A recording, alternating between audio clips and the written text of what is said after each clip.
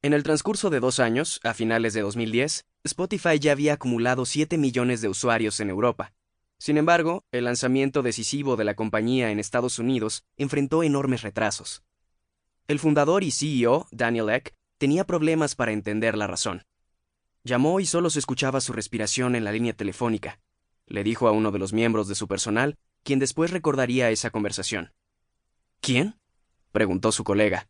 Steve Jobs, respondió Daniel. Su compañero se preguntaba si el jefe hablaba en serio. ¿A qué te refieres?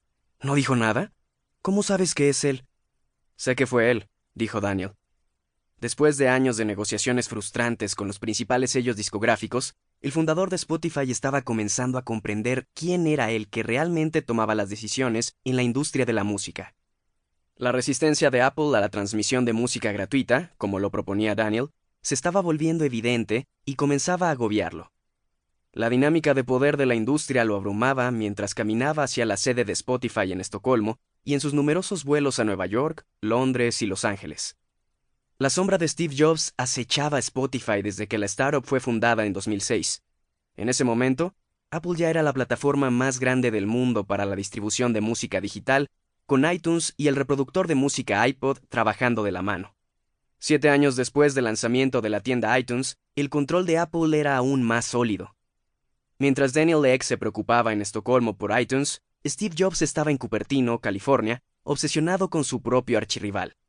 El iPhone se había convertido en un gran éxito después de su lanzamiento en 2007, pero 3 años después, su icónico producto estaba siendo asediado por una creciente flota de teléfonos inteligentes Android con tecnología de Google.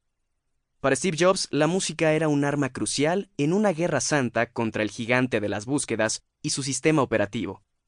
El modelo de iTunes, basado en descargas a 99 centavos de dólar por canción, funcionaba en cualquier dispositivo Apple y en PC. Pero los teléfonos Android no formaban parte del ecosistema de iTunes y a Steve Jobs le gustaba que así fuera. Había pasado años construyendo murallas alrededor del lucrativo jardín de Apple y estaría condenado si una de sus ventajas competitivas clave, acceder a la música fácilmente, se veía comprometida por algún advenedizo de Europa que transmitía música por centavos de dólar. En este contexto, Spotify representaba una amenaza. El servicio sueco de streaming se estaba poniendo de moda en varios países europeos y había creado revuelo en Estados Unidos. Spotify tenía el potencial para convertirse en el principal adversario dentro del territorio de Apple. Pero, ¿y si la startup fuera adquirida por Microsoft o, peor aún, por Google?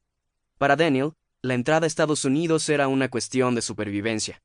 Después de más de 4 años de crecimiento y constantes negociaciones con sellos discográficos, estaba tan cerca de ser el mercado musical más grande del mundo que casi podía saborearlo. A estas alturas, el sueco de 27 años tenía poderosos aliados en la industria de la música. Se había ganado el apoyo de Sean Parker, el cofundador de Napster, y era allegado a Mark Zuckerberg, de Facebook, quien le había prometido ayudar a Spotify con su lanzamiento. Daniel incluso había llegado a un acuerdo con Universal Music, el sello más cercano a Steve Jobs. Pero repentinamente, los ejecutivos de Universal se negaron a firmar. La maquinaria se detuvo y los inversores de Spotify se estaban poniendo nerviosos. Por primera vez, Spotify comenzaría a registrar un crecimiento negativo de usuarios. Todo podría fracasar. Quizás la única opción de Daniel era hablar directamente con Steve Jobs. Sin embargo, según varias fuentes, el CEO de Spotify nunca llegó a conocer a su homólogo de Cupertino.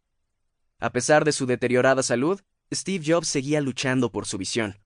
Su objetivo era mover iTunes a la nube y no tenía miedo de hablar mal de Spotify y de la transmisión de música financiada por anuncios a cualquier ejecutivo discográfico que quisiera escucharlo.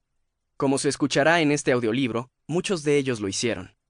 A finales de 2010, en la sede de Spotify, se respiraba un clima de tensión. Su lanzamiento en Estados Unidos siguió sufriendo retrasos que nadie podía explicar. Los altos mandos de la empresa rumoraban acerca de los jefes de Apple, Universal, Warner y Sony, pero solo algunos tenían detalles concretos. El colega de Daniel nunca sabría si realmente fue Steve Jobs quien hizo esa fatídica llamada telefónica. Después de todo, se sabía que el CEO de Spotify a veces